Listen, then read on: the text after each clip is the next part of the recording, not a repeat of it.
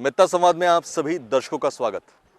इस शो के जरिए मैं आपको समाज से जुड़े कुछ ऐसे विशेषज्ञ, कुछ ऐसे जानकारों से रूबरू करवाता हूं जिन्होंने समाज के लिए सच में कुछ किया है।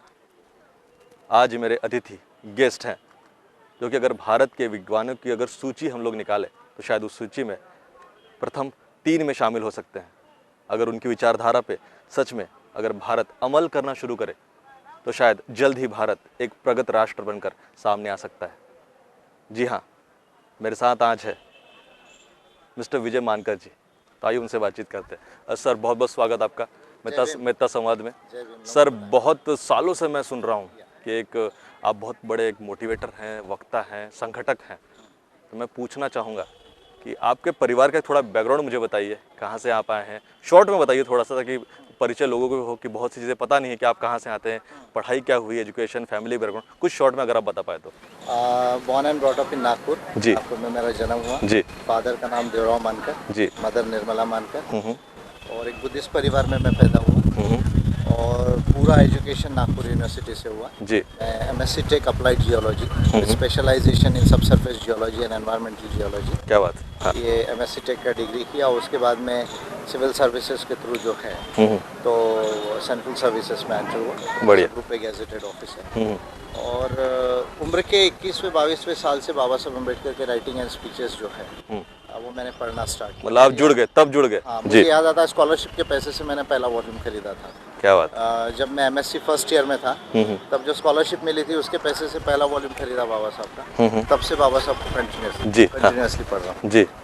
जहाँ तक आप बहुत यंग उम्र में ही जुड़ गए थे बाबा साहब की विचारधाराओं से, मैं पूछना चाहूँगा कि क्या आप, बाबा साहब ने एक वक्तव्य किया था कि मैं भारत को बुद्धमय करूँगा, आपको पता होगा शायद ये। जी। तो क्या आप मानते हैं ये हो सकता है? यस, बिल्कुल हो सकता है। और मैं तो ये कहूँगा कि बाबा साहब अम्बेडकर ने जो भारत को बोधमय करने की बात जी, उसी से सही मायने में भारत का जो है वो मानसिक परिवर्तन आएगा और व्यवस्था परिवर्तन आएगा। अगर सही मायने में हमको एक प्रगत राष्ट्र होना है, मानवतावादी राष्ट्र होना है और दुनिया को अच्छा बनाना है, सुखमय बनाना है, तो बाबा साहब अम्बेडकर का बोधमय भारत का जो सपना है और जो उन्होंने धर्मांतरण किया दुनिया का सबसे बड़ा इसी दीक्षा भूमि में। जी। 14-15 अक्टूबर को 2 दिन यहाँ धम्म दीक्षा हुई, 16 को चंद्रपुर में हुई, 10 लाख लोगों ने लिया 3 दिनों में। और अभी हम देख रहे हैं कि भारत भर में लोग बुद्धिस्ट हो रहे हैं। जी। हमने खुद प्रबुद्ध भारत संघ की ओर से एम्बस का जो विंग है, छत्तीसगढ़ में 5000 लोगों ने बुद्ध धम्म की दीक्षा ली। उसके पहले उड़ीसा में ली, अभी उत्तराखंड में और उत्तर प्रदेश में, केरला में इस साल धम्म दीक्षा होने वाली है। सर, आपने जिस प्रकार से एक धम्म क्रांति की मुहिम शुरू की है, पर भारत में बहुत बड़ा जन समुदाय जो नॉन ब्राह्मण हिंदू धर्म से जुड़ा हुआ है, जैसे कि मुस्लिम धर्म है, अलग है, क्रिश्चियंस है, सिख्स है, ईसाई है, तो इन सब को जहाँ तक आप, ये लोग क्यों लेंगे बौद्ध धर्म? ये लोग ने फिर अपनी संस्कृति को छोड़ देना चाहिए? नहीं, संस्कृति तो क्या होती है इसको समझने की जरूरत है। संस्कृति तो आपको जो मानवतावाद सिखाती है वो संस्कृति होती है। मानवतावाद का अभिप्रेत जो है, एक्सप्रेशन अलग अलग रास्ते से हो सकता है।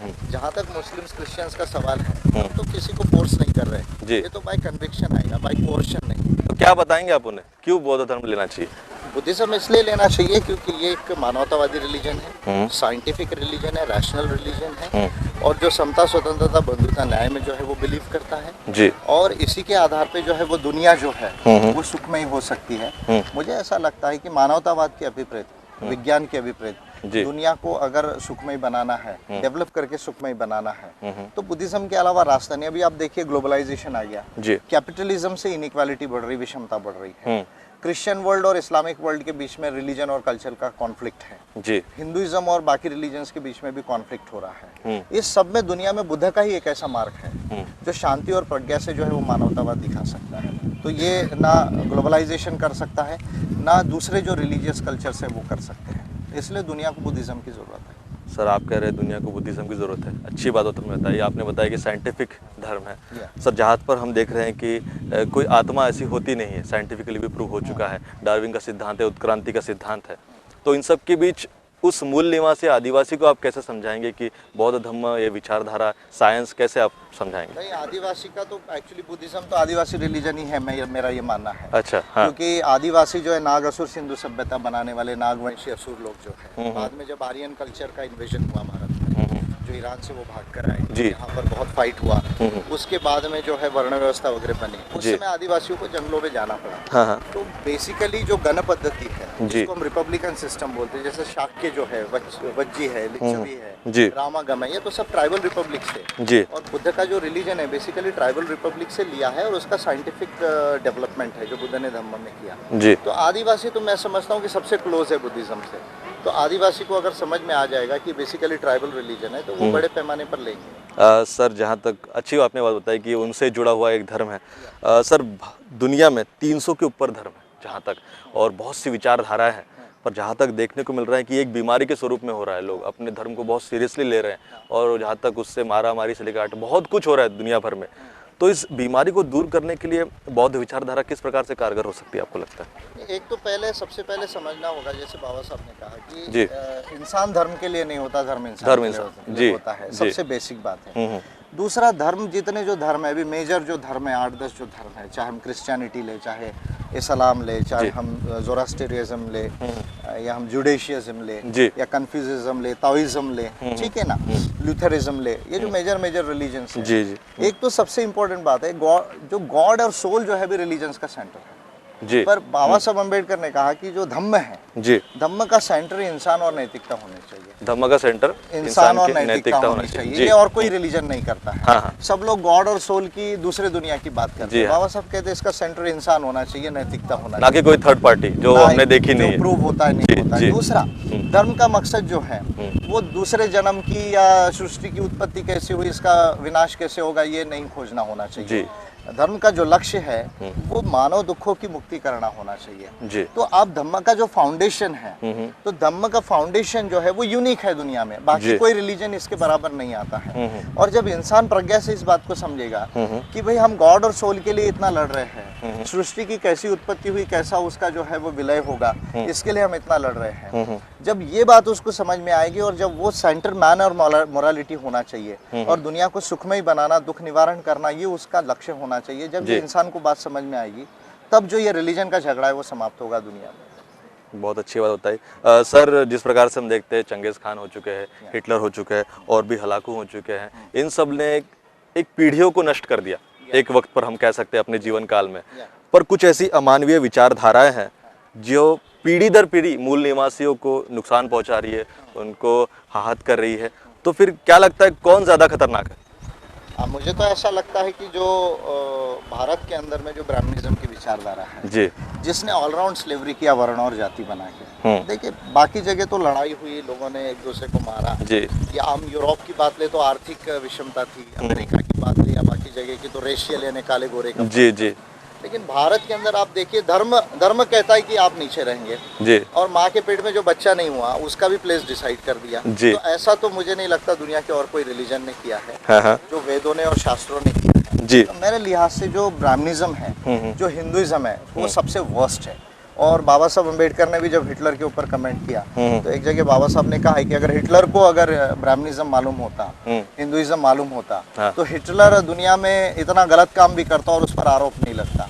और हिटलर का जो गुरु है वो मनु है, कि फ्रेडरिक निश्ते जो है, तो निश्ते ने जो सुपर मैन थ्योरी ली है वो मनु से ली है। अच्छा। तो हिटलर की भी जो विचारधारा है वो कहीं ना कहीं मनु से आई, ब्राह्मणिज्म से आई है। इसलिए ब्राह्मणिज्म जो है, हिंदुत्व जो है, वो सबसे बुरी विचारधारा है दुनिया की। और ऐसा भी कहा जाता है सर, एक सर्वे मैंने पढ़ा था कुछ साल पहले, कि जब डीएनए करवाया गया भारत के अन्य जातियों का, तो ब्राह्मणों का जो डीएनए था, ब्राह्मण इनका, वो जर्मनी से उनका क्या तक उनके कुछ ये तो जुड़ा हुआ था, ऐसे हुआ था। एंथ्रोपोलॉजिकली भी प्रूव हो चुकी है कि इस देश के जो मूल निवासी है, जो नागवंशी असुर थे, जो आज के आदिवासी है, या शेड्यूल्ड कास्ट है, या ओबीसीज है, डीटीएनटीज है, या इसमें से जो कन्वर्ट हुए रिलीजियस माइनॉरिटीज हैं, तो ये कम्युनिटीज जो है यहाँ की पहले की जो है वो मूल निवासी है, एबोरिजिनल्स है, इंडिजिनस पीपल है, जिन्होंने नागासुर सिंधु सभ्यता बनाई, मोहनजोदारो हड़प्पा की। और लगभग 3,500 साल पहले आर्यंस लोग जो है वो ईरान से आए हैं, और आर्यन कल्चर का इन्वेजन हुआ भारत के अंदर में। ये तो एंथ्रोपोलॉजिकली प्रूव हो चुका है अभी, और अभी डीएनए स्टडीज भी हो रही है इसके। चलिए, लेकिन किसका डीएनए कैसा है, इससे ज्यादा जरूरी है कि उसका दिमाग कैसा है, विचारधारा कैसी है। तो मैं समझता हूँ कि डीएनए के लिहाज से भी गलत है, विचारों के लिहाज से भी गलत है। डीएनए किसी को गलत या सही नहीं करता है जी, लेकिन विचार आपका जो है वो सही और गलत करता आपने विचारों की बात की जहाँ तक, तो बाबा साहब अम्बेडकर इन्होंने पूरे जीवन भर जहाँ तक ये जो ब्राह्मणी विचार संस्कृति है, विचारधारा है, उसका विरोध किया, अमानवीय विचारों का विरोध किया और एक मानवतावाद के लिए उन्होंने हमेशा प्रयास किया। पर उनके अनुयायी जहाँ तक इसमें कहीं ना कहीं फेल हो गए, ऐसा आपको लगता है? नहीं, कलेक्टिव जो एफर्ट्स होने चाहिए थे प्रॉपरली अम्बेडकरिज्म के आधार पे, उसमें कहीं ना कहीं कुछ कमी रह गई। पूरी तरह फेलियर तो मैं नहीं मानूंगा क्योंकि मोमेंट्स देश में अभी भी चल रही है और एक 50-60 साल का जो पीरियड होता है जी, वो बड़े रेवोल्यूशंस के लिए बहुत छोटा पीरियड होता है और कुछ कमियां रह गई, लेकिन मैं समझता हूँ आंदोलन अभी भी चल रहा है देश में और अम्बेडकराइट लोग ही कर रहे हैं और वो सफल होने वाले हैं देश के अंदर में। चलिए, आपने बहुत अच्छी बात बताई कि अम्बेडकराइट लोग ही ऐसा कुछ करने वाले और वो सफल भी होने वाले हैं। सर, आप किसको आदर्श मानते हैं, किससे आप जहाँ तक इस मूवमेंट से जुड़े?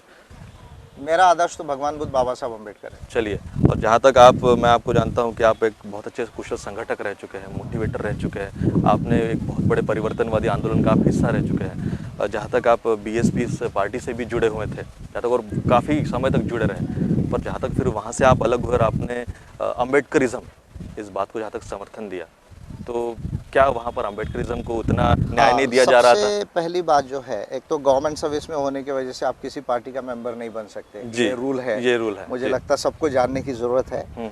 लेकिन देश में जितनी मूवमेंट्स चली बाबा साहब अम्बेडकर के बाद, पर्टिकुलरली जो रिपब्लिकन मूवमेंट चली या दलित पैंथर्स की मूवमेंट चली और बहुजन मूवमेंट चली जी, तो मेरा ऐसा एनालिसिस है ये सब चीज़ का, क्योंकि मैं 21-22 ईयर्स से पढ़ना स्टार्ट किया बाबा साहब को। एज के 34-35 ईयर्स तक आते आते, because I am very young. और आपने कहा मोटिवेटर थे, नहीं, मैं अभी भी हूँ। जी जी, तो नहीं, उस वक्त की बात कर रहा था जब आप जुड़े थे। जी जी। सो मेरा ऐसा एनालिसिस है after a deep study and research कि पोस्ट डॉक्टर अम्बेडकर जितनी मूवमेंट्स हैं वो कंप्लीट अम्बेडकरिज्म पर आधारित नहीं थी। अच्छा, एक सबसे बड़ा फाइंडिंग है, जो भी मूवमेंट्स हो, जो भी ऑर्गेनाइजेशंस हो। और जहाँ तक रेवोल्यूशन का सवाल है, तो इंडियन पीरियड में दो ही पीरियड ऐसे हैं जहाँ रेवोल्यूशन सक्सेसफुल हुआ। एक पीरियड है भगवान बुद्ध का, दूसरा पीरियड है बाबा साहब अम्बेडकर का। जी, मूवमेंट्स बहुत चली, लेकिन रेवोल्यूशन दो ही पीरियड में आए, एक भगवान बुद्ध के पीरियड में, दूसरा बाबा साहब अम्बेडकर के पीरियड में। अच्छा, हाँ। और जहाँ से हमको फिलॉसफी मिलती है, तो फिलॉसफी मिलती है, आइडियोलॉजी मिलती है, पॉलिसी मिलती है बाबा साहब और भगवान बुद्ध से। बाकी लोगों का कुछ थॉट होगा, कुछ कार्य होगा, मैं उसको कुछ नहीं कहता हूँ, उनके कोई पॉजिटिव कॉन्ट्रीब्यूशन हो सकते हैं। जैसे हम 700 साल का सेंट मूवमेंट देखते हैं जी, कुछ अच्छी बातें हैं उसमें, लेकिन उसमें हमको अल्टीमेट फिलॉसफी नहीं मिलती, अल्टीमेट आइडियोलॉजी पॉलिसी नहीं मिलती। उसी तरह बाबा साहब जाने के बाद या बाबा साहब के पहले शाहू और फुले का जो मोमेंट है या आयोती था, सयन काली का मोमेंट है, बड़े अच्छे मोमेंट्स थे वो। उसमें भी कुछ थॉट था, लेकिन कंप्लीट आइडियोलॉजी नहीं मिलती है, कंप्लीट फिलॉसफी नहीं मिलती है। तो फिलॉसफी और आइडियोलॉजी और साथ में पॉलिसी, तो ये हमको मिलती है बाबा साहब अम्बेडकर और भगवान बुद्ध से। बाबा साहब अम्बेडकर जाने के बाद जितनी मूवमेंट्स चली, चाहे वो रिपब्लिकन मूवमेंट हो, चाहे वो बहुजन मूवमेंट्स हो, इसका आधार कंप्लीट अम्बेडकरिज्म नहीं था, ये मेरा फाइंडिंग है। अच्छा, दूसरी बात, एक कॉन्स्टिट्यूशन ऑफ मूवमेंट होना चाहिए था कि हम अपनी अपनी संस्था का तो बायलॉज बना लेते हैं, लेकिन वो कोई जैसे देश का संविधान है, कई पार्टियों के अपने अपने पॉलिसीज हो सकती है, अपने अपने कॉन्स्टिट्यूशन हो सकते हैं, उनके अपने मैनिफेस्टोज हो सकते हैं, लेकिन उनको कॉन्स्टिट्यूशन सुप्रीम है जी। तो उसी तरह हमारे मूवमेंट का एक कॉन्स्टिट्यूशन होना जरूरी था जो अम्बेडकरिज्म से इमर्ज हो। तो ये दो चीज़ें एब्सेंट थी, और मेरा ऐसा मानना है कि पिछले जो 50 सालों में जो कुछ कमियां रही है वो ये दो चीज़ों की वजह से हुई। तीसरा, एक साइंटिफिक प्रोसेस होती है आंदोलन की, वो भी मिसिंग थी। तो इसलिए जब हम लोग ये 21वीं शताब्दी में हम अम्बेडकरिज्म को कैसे कामयाब कर सकते हैं, जब इसका रिसर्च कर रहे थे, तो ये फाइंडिंग पर आए और उसके बाद हमने कॉन्स्टिट्यूशन ऑफ मूवमेंट बनाए और संघ एम्बस की निर्मित की, और बाकी के विंग से भी बन रही है। बहुत चीज़ें आपने कर ली है, कुछ प्रयासों के बाद, बहुत सारे प्रयासों के बाद, ऐसा कहना चाहिए। अम्बेडकरिज्म, अम्बेडकरिज्म, अम्बेडकरिज्म, आपने हर 3 सेंटेंस के बाद इसका उच्चार किया। क्या है अम्बेडकरिज्म?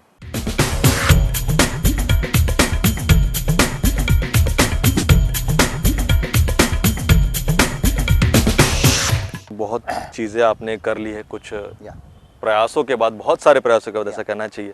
अम्बेडकरिज्म, अम्बेडकरिज्म, अम्बेडकरिज्म, आपने हर 3 सेंटेंस के बाद इसका उच्चार किया। क्या है अम्बेडकरिज्म? मैं कहूँगा कि अम्बेडकरिज्म जो है ये मानवतावाद की नई क्रांतिकारी विचारधारा है। ये ह्यूमैनिज्म है, लेकिन ह्यूमैनिज्म ऐसा नहीं कि भाई आपको एक गाल मारा तो दूसरा गाल आगे करो या सब लोग खुशी रहना, सुख से रहना चाहिए, वैसा नहीं है। देखिए बाबा साहब अम्बेडकर ने दुख की नई थ्योरी रखी है।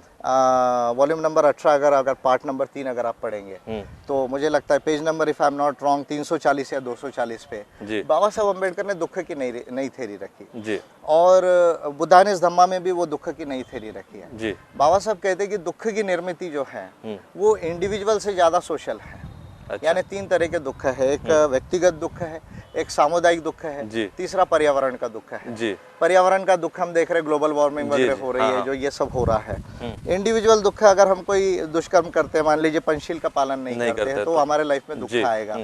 लेकिन आप अगर कोई व्यक्ति बहुत अच्छा पंचशील का पालन करता है, बहुत अच्छा प्रज्ञामयी है, वो नीतिवान है, चरित्रवान है, धम्मप्रवण है, लेकिन अगर मान लीजिए वो आदिवासी है, वो डीटीएनटी है, तो उसको जो है आज एजुकेशन नहीं मिल सकता, घर नहीं मिल सकता, उसको डिग्निटी नहीं मिल सकती, जो भारत में हो रहा है, क्योंकि सिस्टम है। तो बाबा साहब अम्बेडकर ने जो दुख का नया थ्योरी रखा, उसको चेंज करने के लिए, इस दुख को चेंज करके सही मायने में दुनिया को सुखमय बनाने के लिए अम्बेडकरिज्म जो है मानवतावाद की नई क्रांतिकारी विचारधारा है। अम्बेडकरिज्म, उसको मैंने एक फॉर्मूला भी बनाया है, Ambedkarism is equal to equality plus liberty plus fraternity plus justice plus dhamma is equal to Ambedkarism. और अम्बेडकरिज्म वैश्विक विचारधारा है। तो अम्बेडकरिज्म के आधार पे आप देखिए 2 चीजें हैं, एक मेंटल वर्ल्ड, दूसरा मटेरियल वर्ल्ड, एक भौतिक जगत, दूसरा मानसिक जगत, 2 दुनिया को चेंज करना है। अगर नई दुनिया बनाना है, बाबा साहब ने जैसा न्यू वर्ल्ड की थ्योरी रखी Buddha and the future of his religion में मई 1950 को, तो मानसिक जगत भौतिक जगत दोनों को चेंज करना पड़ेगा। अब मानसिक जगत भौतिक जगत को चेंज करने की जो फिलॉसफी है, आइडियोलॉजी है, वो मार्क्सिज्म नहीं है। मार्क्सिज्म केवल मटेरियल वर्ल्ड की बात करता है, लेकिन वो भी कंप्लीट नहीं है, क्योंकि उसमें इक्वालिटी है लेकिन लिबर्टी और फ्रेटर्निटी नहीं है। तो इक्वालिटी, लिबर्टी, फ्रेटर्निटी, जस्टिस के आधार पर मटेरियल वर्ल्ड और धम्म को साथ में लेके जो है वो मेंटल वर्ल्ड, ये चेंज करने की कंप्लीट आइडियोलॉजी अम्बेडकरिज्म है। सच में क्रांतिकारी आइडियोलॉजी, जहाँ तक मैं इसे समझ रहा हूँ। सर, राज्य क्रांति और धम्म क्रांति एक साथ हो सकती है? बिल्कुल हो सकती है। बाबा साहब अम्बेडकर के पीरियड में अगर आप मुझे पूछेंगे कि धम्म दीक्षा के साथ साथ जो कॉन्स्टिट्यूशन बना, तो ये पॉलिटिकल और रिलीजियस रेवोल्यूशन से दोनों। कॉन्स्टिट्यूशन बनना ये पॉलिटिकल रेवोल्यूशन है, सोशल रेवोल्यूशन है, और धम्म क्रांति जो है वो आपके टर्म्स में रिलीजियस रेवोल्यूशन है। वैसे धम्म क्रांति में सामाजिक क्रांति और आर्थिक क्रांति, राजनीतिक क्रांति जुड़कर ही आती है। हाँ, तो धम्म ऐसा अलग नहीं है उससे। तो मेरा ऐसा मानना है कि जो रिलीजियस रेवोल्यूशन है और पॉलिटिकल रेवोल्यूशन, अगर हम यूरोप में देखते हैं तो प्रोटेस्टेंट क्रिश्चियनिटी और इमर्जेंस ऑफ डेमोक्रेसी, ये दोनों साथ साथ में हुई है। तो दोनों साथ साथ हो सकती है, आप कैसे मैनेज करते हो उस पर डिपेंड है। मैनेज कैसे करते हैं ये तो समाज पर भी डिपेंड है, हम पर भी डिपेंड स्किल है वो। जी। तो एपीआई कैसे कर रही है? एपीआई की निर्मित हुई, जहाँ तक लोग एक अटकल में थे कि एक अम्बेडकरिज्म इस नाम से जहाँ तक आपने उसको शुरू किया है, तो ये बाकियों से अलग कैसे, क्या अलग है इसमें, बाकी से क्या कमी थी जो आपने इसमें पूरी की? देखिए, मैंने आपको जो कहा कि मेरे लिहाज से अम्बेडकरिज्म ये बहुत बड़ी फिलॉसफी है, दुनिया की सबसे बड़ी है। और अम्बेडकरिज्म के आधार पे, कंप्लीट अम्बेडकरिज्म के आधार पे, जिसको मैं कहता हूँ समाज कारण, धम्म कारण, राज कारण, अर्थ कारण।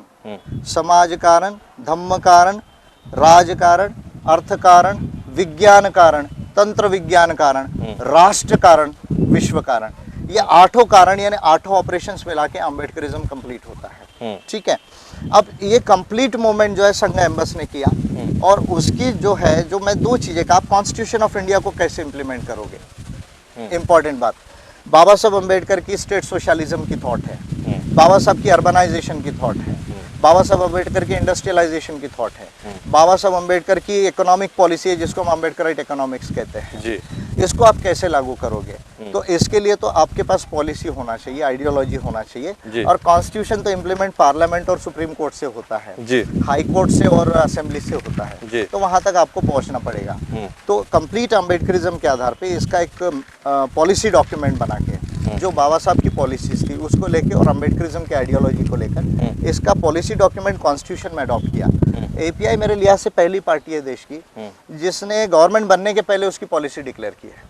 14 अप्रैल 2012 को पार्टी बाद में बनी जी। पहले पॉलिसी डिक्लेयर की गई और मेरा ऐसा चैलेंज है इस देश में कि अंबेडकरिज्म की जो पॉलिसी ड्राफ्ट की है, जो पॉलिसी डॉक्यूमेंट है एपीआई का, वो बेस्ट है। और इसलिए जो है एपीआई जो है भारत के अंदर जो पार्लियामेंट्री डेमोक्रेसी है या जो 8 डेमोक्रेसीज है बाबा साहब की, उसको लाने में साकार होगी। सर, आप अपनी विचारधारा से डीटीएनटी, ओबीसी, एसटी इनको कैसे जोड़ रहे हैं? क्या बता रहे हैं अपन को, या फिर क्या कर रहे हैं, उनके लिए क्या कर रहे हैं? अम्बेडकरिज्म का ना एक टिपिकल सबके लिए कंटेक्स्ट है। देखिए, इसका एक सिर्फ दलित्स के लिए नहीं है या बहुजन्स के लिए नहीं है, या केवल देश के लिए भी नहीं है। ये अम्बेडकरिज्म जो है, जब आप समता, स्वतंत्रता, बंधुता, न्याय के इंटरप्रिटेशंस करते हो धम्म के साथ में, और हिस्ट्री कल्चर को लेके, कॉन्स्टिट्यूशन को लेके, इकोनॉमिक्स को लेके, तो हर कम्युनिटी को ये अप्लाई होता है। जैसे आदिवासियों को मैं बताता हूँ कि हमने क्या समझाया। आदिवासियों को हमने ये समझाया क्योंकि ये एम्बस जो है पहला अम्बेडकराइट ऑर्गेनाइजेशन है जो आदिवासियों में बहुत बड़े पैमाने पर गया। बहुत बड़े। छत्तीसगढ़ में, उड़ीसा में, मध्य प्रदेश में, झारखंड में नक्सलाइट बेल्ट में अगर अम्बेडकराइट मूवमेंट को कोई लेकर गया तो वो एम्बस लेकर गया। और एपीआई की पहली विक्ट्री लोकल बॉडीज में आदिवासियों की हुई है। वही स्थानिक निकाय में आप जीत कर आए। वो जीत के आए छत्तीसगढ़ और मध्य प्रदेश में। ये अभी 2-4 दिन पहले से सब रिजल्ट्स आ रहे हैं, तो आदिवासी बेल्ट में ही जीत रहे हैं। तो आदिवासियों को हमने ये समझाया कि सबसे इंपॉर्टेंट बात कि बाबा साहब अम्बेडकर ने शेड्यूल्ड कास्ट और ओबीसी को जितने राइट्स दिए कॉन्स्टिट्यूशन में, उससे ज्यादा आदिवासियों को राइट्स दिए। क्या राइट्स दिए? अब reservation in education and reservation in services, ये तो SC, ST, OBC तीनों को है। लेकिन आदिवासियों को जो 5th शेड्यूल और 6th शेड्यूल है, जिसको हम कहते हैं कि right to self governance and right to ownership, कि मैं अपना स्वयं शासन करूं और जो संपत्ति है, जो जल, जमीन, जंगल है, वो मेरी मालकी की है, ये बाबा साहब अम्बेडकर ने 5th शेड्यूल में सेफगार्ड किया, 6th शेड्यूल में सेफगार्ड किया। तो हमने आदिवासियों को ये समझाया कि बाबा साहब अम्बेडकर ने जो है आदिवासियों को SC और OBC से ज्यादा राइट्स दिए। ये एक बात समझाई। दूसरा, सिर्फ जल, जमीन, जंगल की लड़ाई से वो सक्सेसफुल नहीं हो सकते जब तक संविधान और संस्कृति को साथ में नहीं जोड़ेंगे। ये बात हमने समझाई। संविधान कैसे ग्रेट है इंडिया का वर्ल्ड में, ये समझाया। जो पहला कॉन्स्टिट्यूशन है जिसने इंडिजिनियस राइट्स के अधिकारों को सेफगार्ड किया, बाद में 13 कॉन्स्टिट्यूशंस में आया, ये समझाया। साथ में हमने उनको ये समझाया कि आदिवासी संस्कृति ये हिंदू संस्कृति नहीं है। ये संस्कृति आदिवासी की नाग असुर सिंधु सभ्यता से नाग संस्कृति है, श्रमण संस्कृति है, ये हमने उनको समझाया। और हमने ये भी समझाया कि हम भी ब्रोकन ट्राइब्स हैं। बाबा साहब ने थ्योरी रखी, अनटचेबल्स आर ब्रोकन ट्राइब्स। तो 3 तरह के ट्राइब्स है देश में, एक हिल ट्राइब्स एंड फॉरेस्ट ट्राइब्स, दूसरे हम ब्रोकन ट्राइब्स, और तीसरे नोमैडिक एंड वैंडरिंग ट्राइब्स जो है, जो डीटीएनटी है। तो इस तरह से हमने कल्चरल थ्योरी को और कॉन्स्टिट्यूशनल थ्योरी को जो है वो मिक्स किया और अम्बेडकरिज्म के आधार पर उनको समझा, और उसी का ही रिजल्ट है कि आज आदिवासी सबसे ज्यादा इस मूवमेंट में आ रहे हैं। जी हाँ, जहाँ तक आप बहुत पॉपुलर हो रहे हैं। अंतागढ़ में भी आपने जहाँ तक बीजेपी को टक्कर दी थी, अकेले थे, बाकी पार्टियों ने जहाँ तक साथ छोड़ दिया था, पर एपीआई अकेले वहाँ टक्कर दी और बहुत अच्छा प्रचार भी हुआ आपका। बहुत ही रिमोट एरिया था वो। मैं भी सर्च कर रहा था कि पहुंचूं वहां तक, पर मैं नहीं पहुंच पाया। तो जहाँ तक आप लोग पहुंचकर वो कर पाए थे, हम लोग ये थे।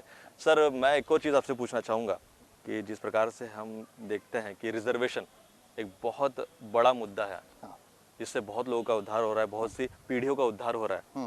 पर जहाँ तक मैं भी जब छात्र था अभी कुछ सालों पहले, तो MBA जब मैं पढ़ रहा था, तो बहुत से लोग ये कहते थे कि क्यों होना चाहिए रिजर्वेशन। कुछ मुस्लिम मेरे दोस्त पूछते थे, कुछ क्रिश्चियंस थे, कुछ OBCs थे, सिंधी थे, नहीं होना चाहिए, क्या ज़रूरत है, जो लोग हैं।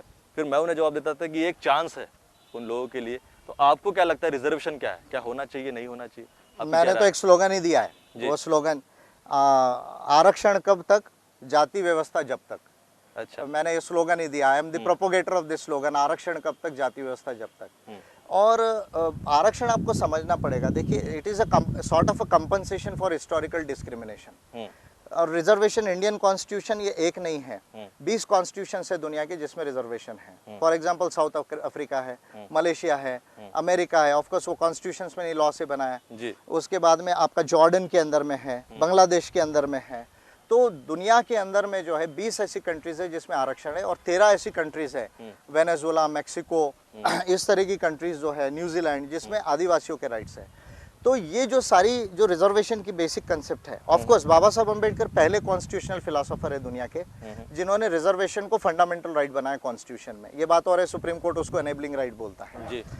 व्हाट इज रिजर्वेशन, इसको समझने की जरूरत है। अगर 4 पीढ़ी 10 पीढ़ी अगर किसी एक कम्युनिटी के साथ में भेदभाव हुआ, डिस्क्रिमिनेशन हुआ है, उसके वजह से अगर वो पिछड़ गए हैं, चाहे वो शिक्षा में पिछड़ गए, चाहे आपके इकोनॉमिक्स में पिछड़ गए, जॉब्स में पिछड़ गए हैं, हाउसिंग में पिछड़ गए हैं, तो उनको इक्वालिटी के कंसेप्ट में बाकी लोगों के साथ लाने के लिए इसको पॉजिटिव डिस्क्रिमिनेशन भी कहते हैं कि भाई हमने समता का सिद्धांत अडॉप्ट किया, लेकिन एक कम्युनिटी है उसको 5000 साल जंगल में रखा, दूसरी कम्युनिटी को 2000 साल गांव के बाहर रखा, तीसरी कम्युनिटी को जो है 2500-3000 हजार साल जो है भटकने के लिए मजबूर किया, चौथी कम्युनिटी को गांव में लाया लेकिन उसको अधिकार नहीं दिया, बोला पढ़ना नहीं, आप राजा नहीं बन सकते, चीफ मिनिस्टर नहीं बन सकते, मंत्री नहीं बन सकते, आपको पढ़ने पढ़ाने का अधिकार नहीं।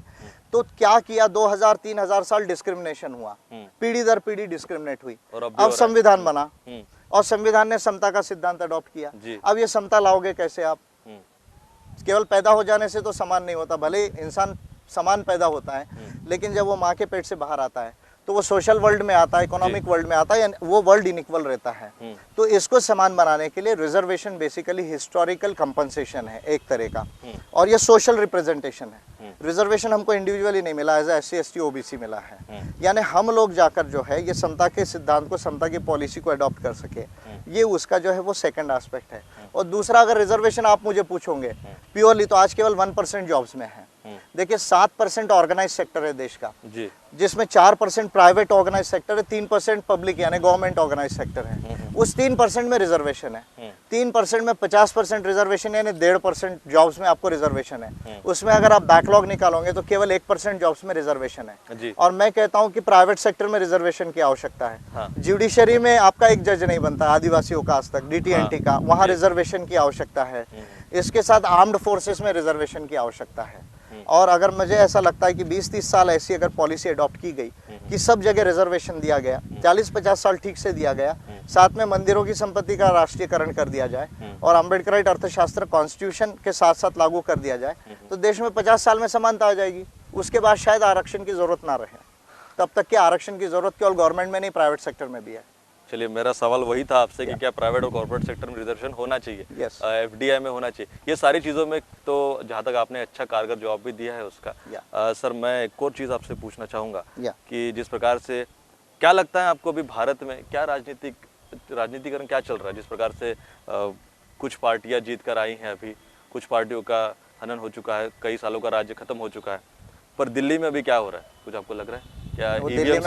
ईवीएम से जो घोटाले, ईवीएम तो बोगस है। मैं तो ईवीएम के विषय में जो है, आप वोट देंगे, रेड लाइट जलेगा, वो रेड लाइट का वोट आपने जिस पार्टी को दिया XYZ वहां गया क्या, ये प्रूफ करने का कोई रास्ता नहीं है। और कंप्यूटर तो ऐसा है, चाइना अमेरिका के पेंटागन को हैक कर लिया, तो ये तो ईवीएम मशीन है और भारत है, उसको कौन हैक नहीं कर सकता है।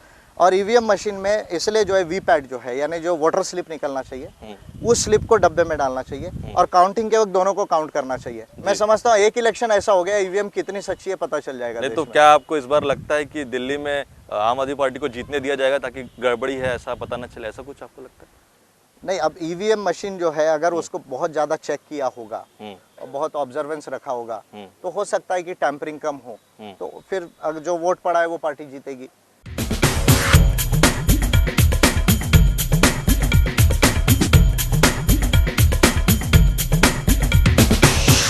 ईवीएम मशीन जो है अगर उसको बहुत ज्यादा चेक किया होगा और बहुत ऑब्जर्वेंस रखा होगा तो हो सकता है कि टैंपरिंग कम हो, तो फिर जो वोट पड़ा है वो पार्टी जीतेगी।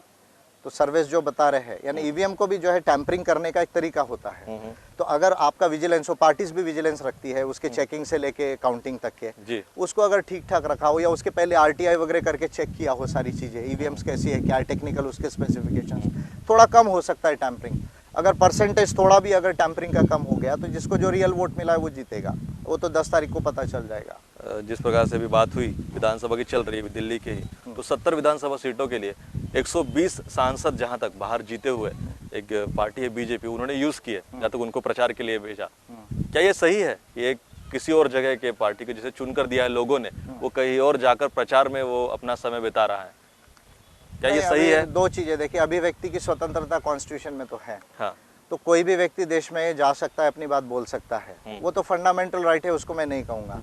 लेकिन 120 लोगों की जरूरत अगर पड़ रही है, जबकि आप कह रहे हैं हमारी 56 इंच की छाती थी, हम सबसे बड़े हैं देश में, और फिर भी आपको 120 लोगों की जरूरत पड़ रही है, तो 56 इंच की छाती कितनी बड़ी है या छोटी है, ये देखने का समय आ गया देश के अंदर में। अच्छा। और मुझे ऐसा लगता है कि यानी फंडामेंटल राइट्स को अगर मैं बाजू रखूँ तो ये कंपल्शन है बीजेपी का कि उनको 120 लोग भेजना पड़ा वहाँ पर। चलिए, ये उनका कंपल्शन है, आप जिस प्रकार से कह रहे हैं, Yeah. और आपने काफ़ी अच्छे तरह से बताया भी कि क्यों ज़रूरत पड़ रही है। Yeah. शायद एक आदमी के विरुद्ध इतने लोगों की ज़रूरत इन्हें पड़ रही है। It is alternate. मैं उसमें भी एक क्वेश्चन कहूँगा कि देखिए कांग्रेस का डाउनफॉल हो रहा है और उसके जगह ब्राह्मणिकल फोर्सेस को एक अल्टरनेटिव पार्टी चाहिए जी।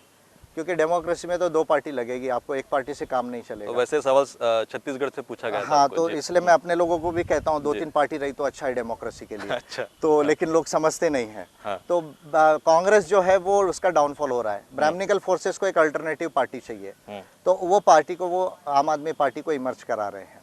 क्योंकि अगर आप उसकी पॉलिसी को पूरी तरह स्टडी करोगे तो बाबा साहब अम्बेडकर ने जो पॉलिसीज दी है और जो हमारा कॉन्स्टिट्यूशन कहता है उससे पूरी तरह सुसंगत नहीं है। अच्छा। जैसे हमने जन लोकपाल में देखा था कि जन लोकपाल की संकल्पना ये थी कि सुप्रा कॉन्स्टिट्यूशनल बॉडी बनाई जाए जी। कि लेजिस्लेचर, एग्जीक्यूटिव एंड जुडिशरी जो तीन हमारे स्तंभ हैं उसके ऊपर जाके लोकपाल बैठेगा।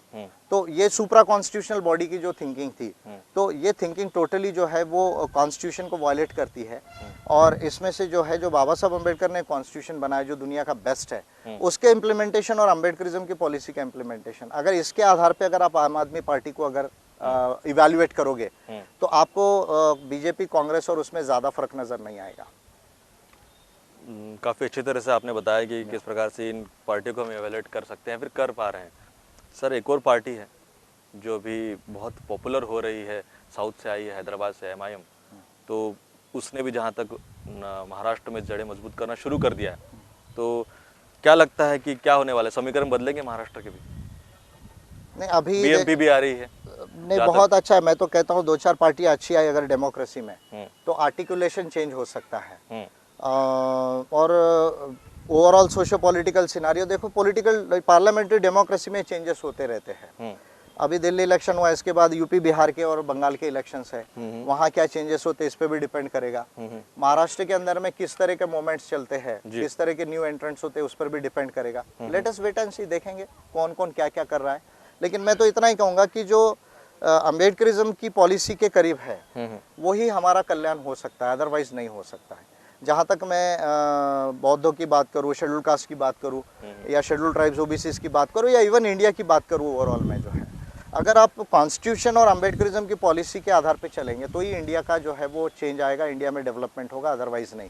तो मुझे लगता है MIM जैसी जो पार्टीज है उनका जो थॉट है और उनकी जो पॉलिसी है वो उतना ब्रॉड नहीं है, इतना मैं कह सकता हूँ आपको। सर, एक आपके शायद कोई फ़ैन होंगे या फिर आपसे कुछ सवाल पूछना चाहते हैं। फरीदाबाद से एक बंदे हैं, उनका पूछना है कि समाज, राजनीति, धर्म, अर्थ, शिक्षा, रोजगार, मान अपमान, ज़मीन, जायदाद, इस प्रत्येक क्षेत्र जाति के बुनियाद पर खड़े हैं, पर ऐसे में आज़ादी के बाद जाति की गणना या फिर OBC की गणना भी नहीं हो पाई है जिस प्रकार से, तो ये देश के विशाल पिछड़ी जातियों को या फिर उनकी वास्तविक संख्या और हिस्सेदारी को दिखाने का षड्यंत्र है।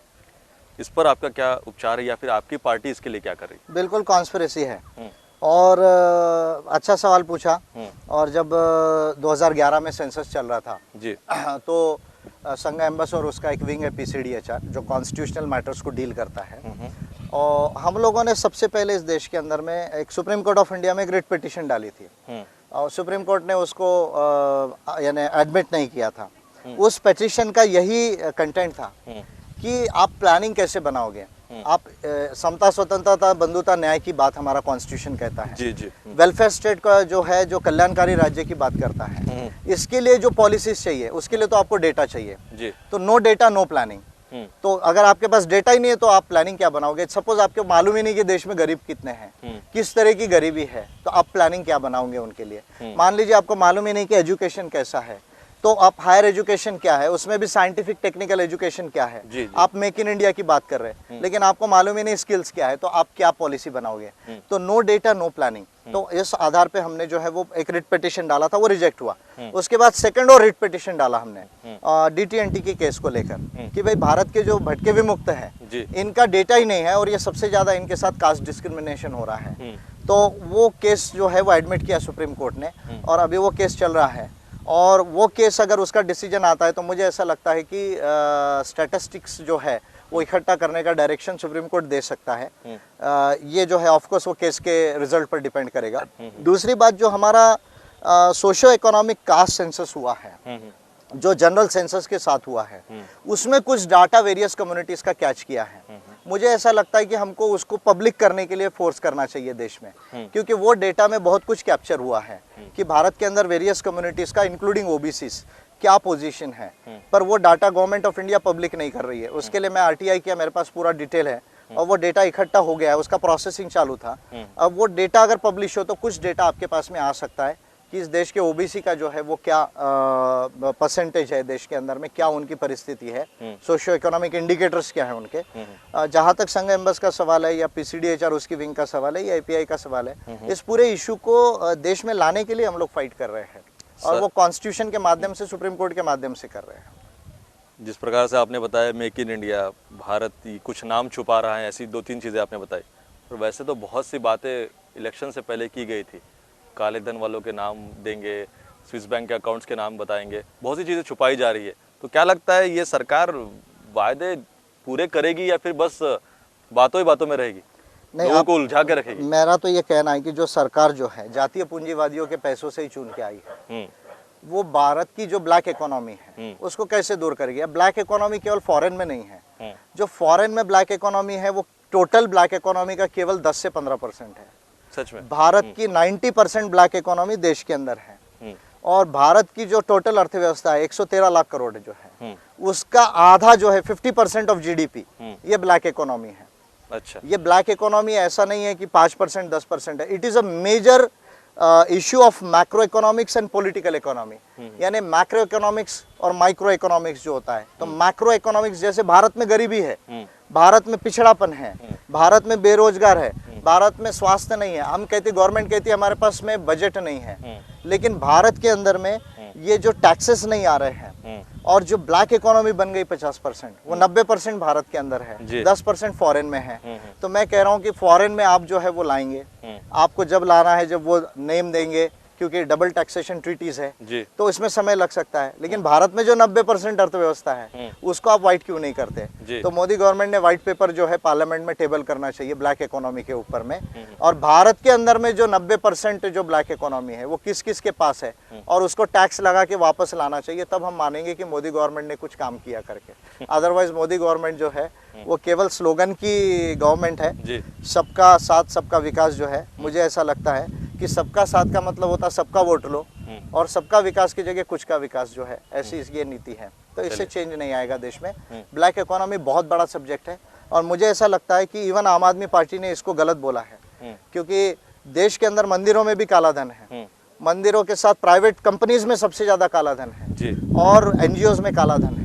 अन्ना हजारे और अरविंद केजरीवाल और किरण बेदी का जब ये आंदोलन चल रहा था, जन आंदोलन जो है ये लोकपाल के लिए, उसमें उन्होंने कभी ये बात नहीं की कि मंदिरों के अंदर और प्राइवेट कंपनीज के अंदर, एनजीओज के अंदर जो काला पैसा है उसके लिए भी ये लॉ अप्लाई होना चाहिए। तो मैं समझता हूँ कि ब्लैक इकोनॉमी, 3% लोगों के पास 50% प्रॉपर्टी है देश की, 3% लोगों के पास, तो आपकी गरीबी कैसी दूर होगी, आपकी जो बाकी प्रॉब्लम्स है डेवलपमेंट की वो कैसी दूर होगी। ये बहुत बड़ा इशू है और मुझे लगता है कि इस पर कोई पार्टी बोल नहीं रही, लेकिन अभी हम एक जन आंदोलन कर रहे हैं, एक बजट पे किया।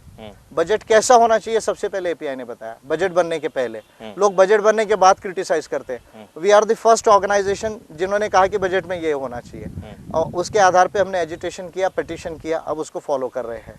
अभी हम लैंड एक्विजिशन के ऊपर कर रहे हैं कि भूमि अधिग्रहण जो गलत ढंग से हो रहा है, बाद में 5वीं सूची 6वीं सूची के और पेसा लॉ के इम्प्लीमेंटेशन के लिए कर रहे हैं। तो भारत की जो पॉलिटिकल इकोनॉमी है, जो ब्लैक इकोनॉमी है, उसको हम डील करने की कोशिश कर रहे हैं, पर ये रियली सीरियस इशू है और इसके लिए जो है बहुत बड़े पॉलिटिकल विल की जरूरत लगेगी देश में।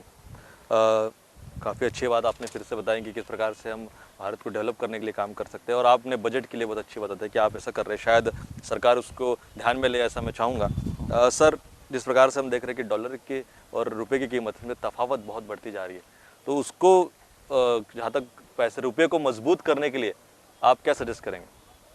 नहीं, रुपए को अगर मजबूत करना है तो ऐसे नहीं हो सकता है, और रुपये आप अगर मजबूत करोगे तो आपकी एक्सपोर्ट कम हो जाएगी, एक्सपोर्ट कम हो जाएगी, आपका जो है वो इकोनॉमी डाउन हो जाएगी।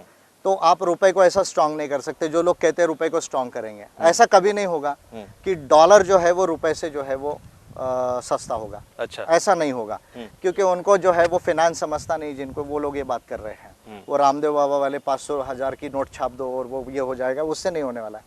अगर आपको सही में लगता है कि, और ये ग्लोबलाइजेशन का, फाइनेंशियल ग्लोबलाइजेशन का बहुत बड़ा इशू है, अगर सही में लगता है कि न्यूट्रल करेंसी जो है लाना है, जहां दुनिया की तमाम करेंसीज न्यूट्रल हो जाए, तो एक इंटरनेशनल करेंसी लाने की जरूरत है डॉलर की जगह। अच्छा। और वो करेंसी जो है वर्ल्ड बैंक, IMF और यूनाइटेड नेशंस जो है मिलके एक कॉमन करेंसी लॉन्च कर सकती है, और डॉलर एक्सचेंज नहीं होगा, वो करेंसी से एक्सचेंज होगा। जब ये पोजीशन आएगी तब बाकी करेंसीज डॉलर से जो है वो इक्विवेलेंट होगी, ऐसे नहीं होने वाली है। चलिए, पर एक सजेशन मेरा भी, आपने इस प्रकार से कहा कि भारत के मंदिरों में, मस्जिदों में, NGOs में बहुत सा पैसा स्टॉक है, गोल्ड के स्वरूप में भी बहुत स्टॉक है, अगर वो बाहर निकलता है, रिजर्व बैंक उसको अपने अंतर्गत लेती है, तो क्या कुछ बैलेंस हो सकता है? नहीं, फिर भी रुपया थोड़ा सा इंप्रूव होगा, लेकिन टोटल इंप्रूव नहीं होगा। अभी क्यों मैं बता रहा हूँ, अमेरिका क्या वो पैसा किसी और काम में नहीं आ सकता? वो तो डेवलपमेंट के काम में आ सकता है। मेरा ये कहना है, अगर मंदिरों की संपत्ति का राष्ट्रीयकरण कर दिया जाए, तो शिक्षा, स्वास्थ्य, आवास और रोजगार के लिए और सामाजिक सुरक्षा के लिए आपको कोई एक्स्ट्रा टैक्सेस की जरूरत नहीं, उसी से सब काम हो जाएगा। सारा जितना जो education to all, employment to all, health to all, housing to all and social security to all and wealth to all also. तो अगर मंदिरों की संपत्ति, मेरा ऐसा अनुमान है कि 20 लाख करोड़ से ऊपर ज्यादा मंदिरों में है, सब स्टॉक्ड है, सारे जो मूवेबल एंड इमूवेबल एसेट्स जिसको कहते हैं, तो ये तो हो जाएगा। लेकिन मैं कह रहा था कि डॉलर के संबंध में जो आपने कहा है, तो डॉलर ऐसा सस्ता नहीं होगा, आपका रुपया ऐसा नहीं होगा, क्योंकि अमेरिका की जो अर्थव्यवस्था 14 गुना ज्यादा आपसे, 14 गुना ज्यादा अमेरिका की अर्थव्यवस्था है। और अगर आप नेचुरल कैपिटल, ह्यूमन कैपिटल को अगर आप जोड़ देते हैं प्रोड्यूस्ड कैपिटल के साथ, तो भी भारत की जितनी संपत्ति है और अमेरिका की जितनी संपत्ति है, वो जो है अमेरिका की 15-16 गुना ज्यादा है जी। तो जब तक डॉलर में जो उसका एक्सचेंज होगा, डॉलर कभी वीक नहीं हो सकता है। तो इसलिए जो है इसका सोल्यूशन न्यूट्रल करेंसी लाना इंटरनेशनल लेवल पे। चलिए, बहुत सी बातें आपने अच्छी बता दी। सर, एक और दर्शक है, उन्होंने एक सवाल पूछा है कि विश्व में जो भी महान व्यक्तित्व है, जैसे कि चावाक है, सुकरात है, इब्स-दे-रोज़्द है, कोपरनिकस चार्ल्स डार्विन है, कार्ल मार्क्स है,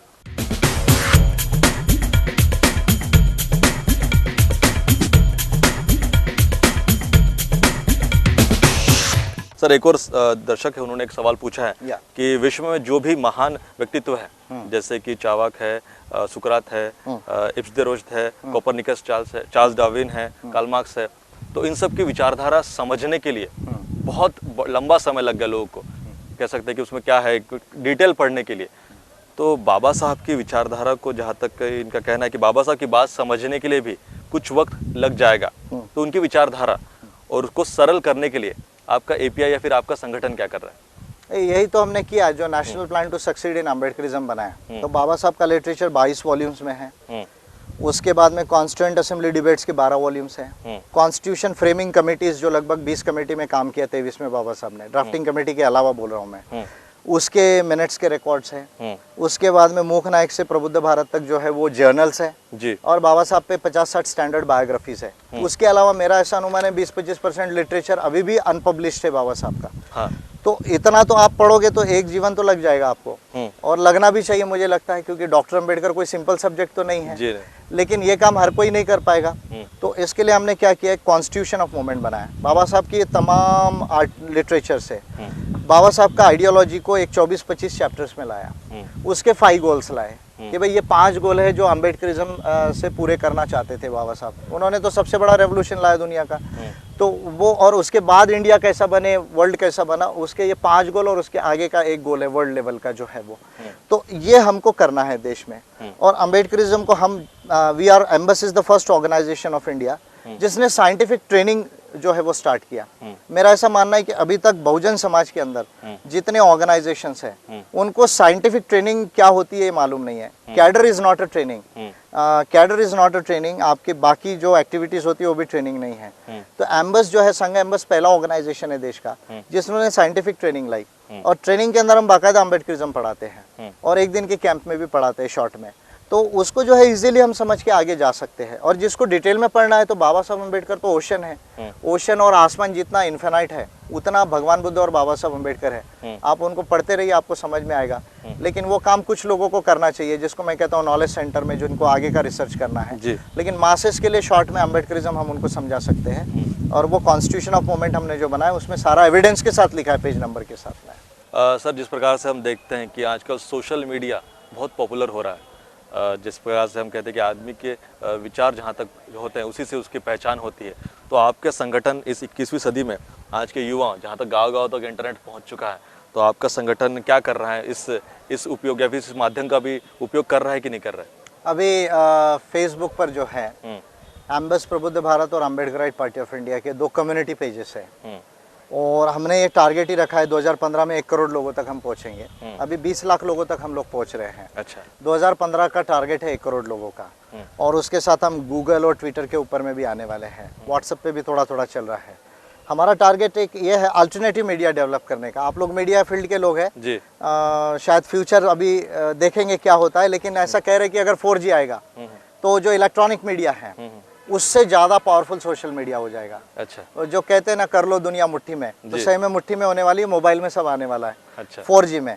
तो मेरा प्लानिंग ये है कि मैं ट्रेडिशनल मीडिया पे ध्यान नहीं दे रहा हूँ, आप लोग हैं उस पर ध्यान देने के लिए जी। और भी लोग हैं कुछ कह रहे हैं हम कराएंगे चैनल, करे 4, 5, 10 चैनल रहे, कोई दिक्कत नहीं, एफिशिएंट होना चाहिए सब, ठीक है ना। अगर ब्राह्मणिकल चैनल 100 हो सकते हैं तो बहुजनों के अगर जो है 5-6 चैनल्स होंगे तो कोई दिक्कत नहीं, लेकिन वो एफिशिएंट होना चाहिए, सक्सेसफुल होना चाहिए। चलिए।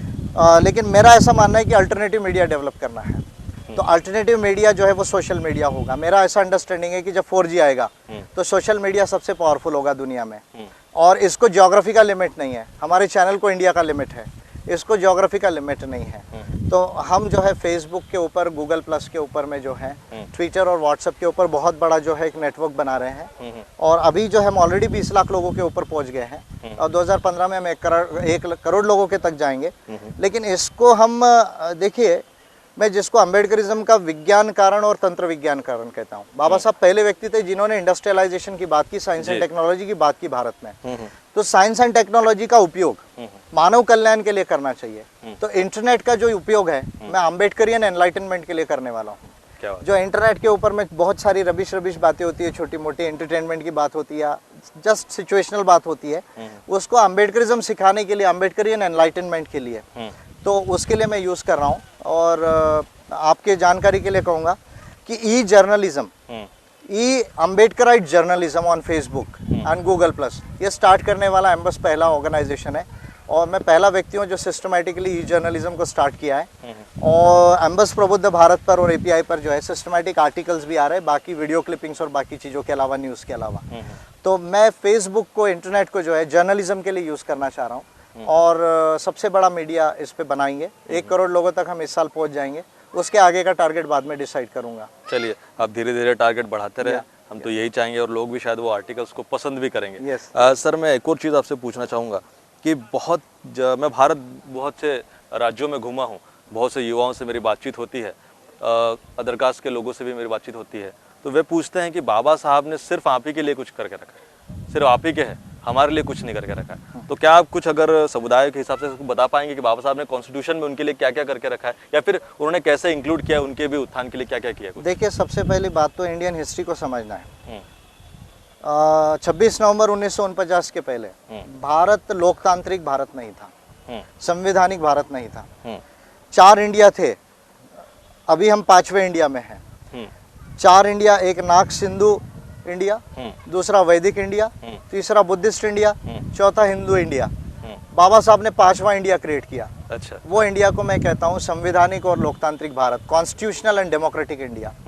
अभी इसको आप समझिए, अभी आप देखिए, अगर कोई ओबीसी है तो ओबीसी तो 21 फरवरी 1948 के पहले था ही नहीं देश में, शूद्र था जी। शूद्र था, पाँव के तलवे से पैदा हुआ, ऐसा ब्राह्मणिकल थ्योरी है जी। पैदा नहीं हुआ, लेकिन उसको इतना इंसल्ट किया उन्होंने, कहा है जी। अब बाबा साहब ने उसको नागरिक भी बनाया, उसको ओबीसी भी बनाया। 2 महत्वपूर्ण बातें। महिलाएं, मनुस्मृति ने क्या कहा, तुलसीदास क्या कहते हैं, ढोल गवार शूद्र पशु नारी, यह सब ताड़न के अधिकारी।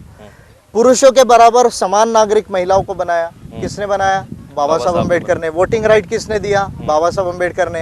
हिंदू कोड बिल किसने लाया? बाबा साहब अम्बेडकर ने। ओबीसी रिजर्वेशन किसने लाया? बाबा साहब अम्बेडकर ने। आदिवासियों की 5th शेड्यूल 6th शेड्यूल किसने लाया? बाबा साहब अम्बेडकर ने।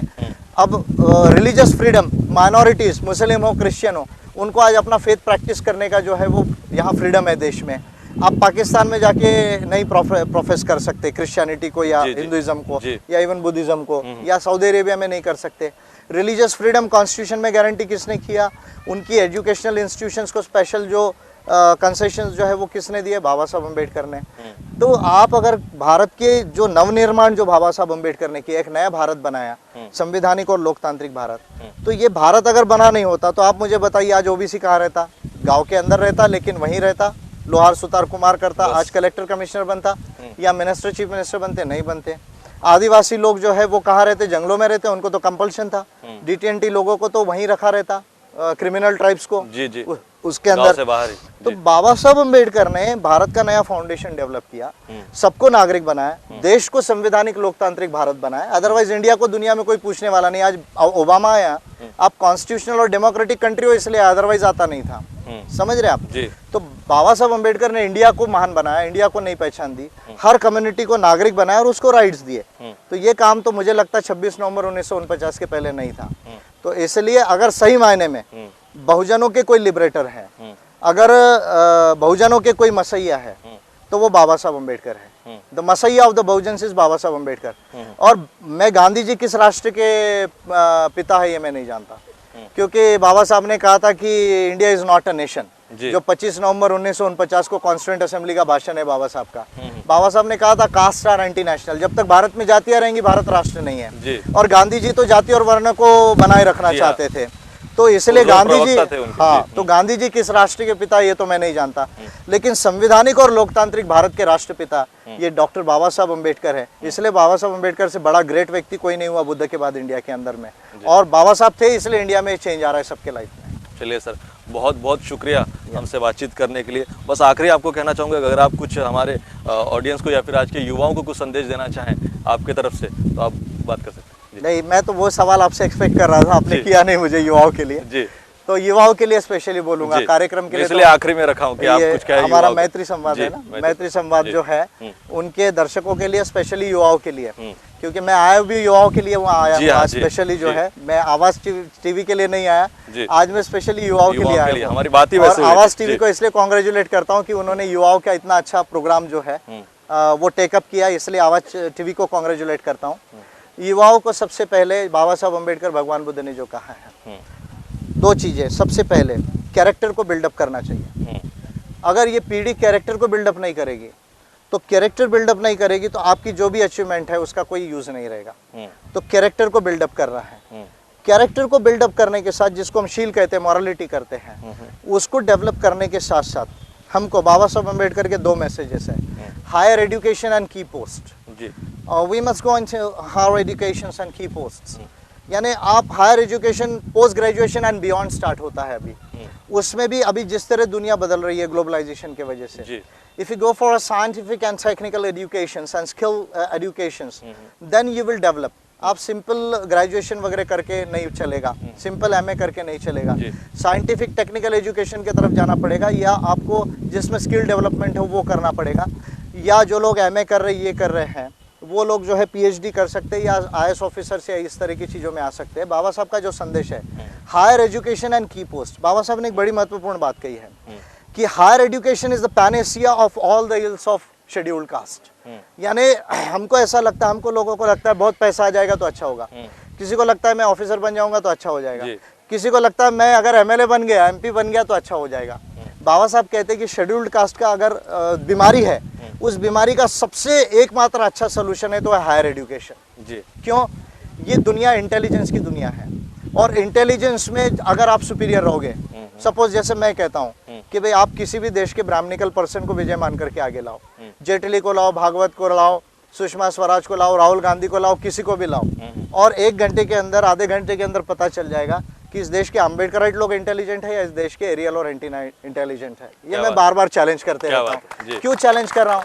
क्योंकि आज मेरी लाइब्रेरी जो है वो देश की 20 बेस्ट लाइब्रेरी में है जी। और मुझे फक्र है इस बात का, बड़ी विनम्रता से कहता हूँ कि 21 साल का था तब से बाबा साहब को पढ़ना स्टार्ट किया, और बाबा साहब को पढ़ते पढ़ते ही मुझे ये समझ में आया कि बाबा साहब अम्बेडकर क्यों सक्सेसफुल हुए। उसके 2 कारण हैं। एक कारण, बाबा साहब अम्बेडकर का शील और मानवतावाद बहुत ऊंचा था। जो हम बोधिसत्व बोलते हैं वो ऐसा ही नहीं। मैं तो बाबा साहब को मॉडर्न बुद्ध भी बोला है, वो बात पे मैं कभी और बोलूंगा, क्योंकि अभी दुख निवारण का मार्ग बाबा साहब अम्बेडकर ने बताया है जी। तो वो एक अलग सब्जेक्ट है, उस पर आज मैं नहीं बोलूंगा। तो बाबा साहब में 2 यूनिक क्वालिटीज थी। एक मानवतावाद के प्रति जो समर्पण है, जो उनका कैरेक्टर है, जो ह्यूमैनिटी के प्रति उनका जो कमिटमेंट है, वो बहुत एब्सोल्यूट था। 100% नहीं कहता हूँ मैं, उसका एब्सोल्यूट कहता हूँ, जो कभी चेंज नहीं होता। दूसरा, ये तो बाबा साहब में था, लेकिन इसके साथ बाबा साहब इसलिए सक्सेसफुल हुए क्योंकि वो दुनिया के सबसे बड़े इंटेलेक्चुअल थे। अगर बाबा साहब बहुत अच्छे इंसान होते लेकिन दुनिया के सबसे बड़े इंटेलेक्चुअल नहीं होते तो शायद बाबा साहब को ये सक्सेस जो मिला इतना बड़ा दुनिया का, वो नहीं मिलता। तो इसलिए higher education and key post, हमको बहुत हायर एजुकेशन लेना है, इंटेलेक्चुअल क्लास बनना है बाबा साहब की बात में अगर कहूँ मैं तो, और उसके साथ की पोस्ट में जाना है। की पोस्ट में आप जा सकते हैं, IAS IPS बन सकते हैं, बिजनेस में आप मिडिल मैनेजमेंट हायर मैनेजमेंट में जा सकते हैं, जजेस बन सकते हैं, और पॉलिटिकल एग्जीक्यूटिव में आप अगर अपने पार्टियों से जीत के आए, दूसरे पार्टियों से नहीं, तो आप मिनिस्टर भी बन सकते हैं और देश को भी चला सकते हैं। तो पर higher education and key post का टारगेट रखना होगा, और ये करने के लिए जो सबसे इंपॉर्टेंट भगवान बुद्ध बाबा साहब ने कहा, कैरेक्टर बिल्डिंग करना होगा। क्योंकि कैरेक्टर बिल्डिंग नहीं है तो एक तो आपका जो माइंड है वो करप्ट हो जाएगा और आप कुछ और चीज़ें करने लग जाओगे और दुनिया में आपको कोई रिस्पेक्ट करने वाला नहीं है। तो इसलिए higher education and key post, ये मेरा युवाओं को संदेश है, और खूब पढ़े, खूब इंटेलिजेंट बने और दुनिया को चेंज करे, ये मेरा स्पेशली संदेश है युवाओं को, और कैरेक्टर को बनाकर चले। ये बात को जो है मैं स्पेशली युवाओं के लिए जो है वो मैसेज देना चाहूँगा। And I will be with you people, मैं आप लोगों के साथ, युवाओं के साथ में हूँ, और युवाओं को जब भी ज़रूरत पड़ेगी तो संघ एम्बेस जो है वो उनके साथ रहेगा, API उनके साथ रहेगी। चलिए सर, बहुत बहुत शुक्रिया हमसे बात करने के लिए। जय भीम, नमो बुद्धाय। तो दर्शकों, ये थे विजय मानकर जी, जिनसे खास बातचीत की हमने मेत्ता संवाद में। ऐसी एक शख्सियत से मैं आपको रूबरू करवाऊंगा अगले एपिसोड में। तब तक देखते रहिए मेत्ता संवाद, सिर्फ आवाज़ इंडिया TV पर।